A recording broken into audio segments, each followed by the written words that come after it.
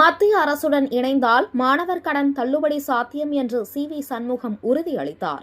முன்னாள் முதலமைச்சர் ஜெயலலிதா பிறந்தநாளை முன்னிட்டு விழுப்புரம் நகரில் நடைபெற்ற நிகழ்ச்சியில் முன்னாள் சட்டத்துறை அமைச்சர் சி.வி. சண்முகம் கலந்து கொண்டு உரையாற்றினார். அப்பொழுது பேசிய அவர், பிரதமர் நரேந்திர மோடி தலைமையிலான மத்திய அரசுடன் கூட்டணி இருந்தால் மாநில வளர்ச்சி வேகமடையும் என தெரிவித்தார். மத்திய மாநில இணக்கம் இருந்தால் கல்வி கடன் வட்டி மற்றும் அபராத வட்டி தள்ளுபடி உள்ளிட்ட பல்வேறு நன்மைகள் பெற முடியும் என்றார். மேலும் ஆந்திர பிரதேசத்தில் சந்திரபாபு நாயுடு தலைமையில் மத்திய கூட்டணியுடன் ஆட்சி நடைபெறுவதால் வளர்ச்சி திட்டங்கள் அதிகரித்துள்ளதாக எடுத்துக்காட்டினார். முதலமைச்சர் மு.க.ஸ்டாலின் மீது குற்றச்சாட்டு முன்வைத்த அவர், மாணவர் கல்வி கடன்களுக்கு தள்ளுபடி வழங்கப்படாதது குறித்து கேள்வி எழுப்பினார்.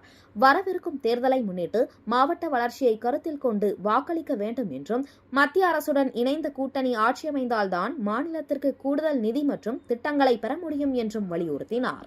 அசல் எவ்வளவு? 20,000 கோடி. 20,000 கோடியில் என்னால் கட்ட முடியாது. 5,000 தள்ளுபடி பண்ணுவோம். ஏன்? மோடி எங்க கூட இருக்கிறார். இது நான் உங்களுக்கு விளையாட்டா சொல்றேன், ஆனால் இதுதான் நடைமுறை. சும்மா உங்களுக்கு விளையாட்டுக்கு சொல்றேன்.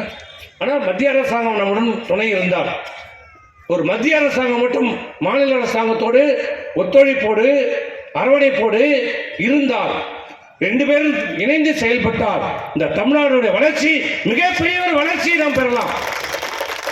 தமிழ்நாட்டுக்கு தேவையான அனைத்து திட்டங்களையும் நாம் கொண்டு வரலாம். அனைத்து நிதிகளையும் இங்க கொண்டு வரலாம்.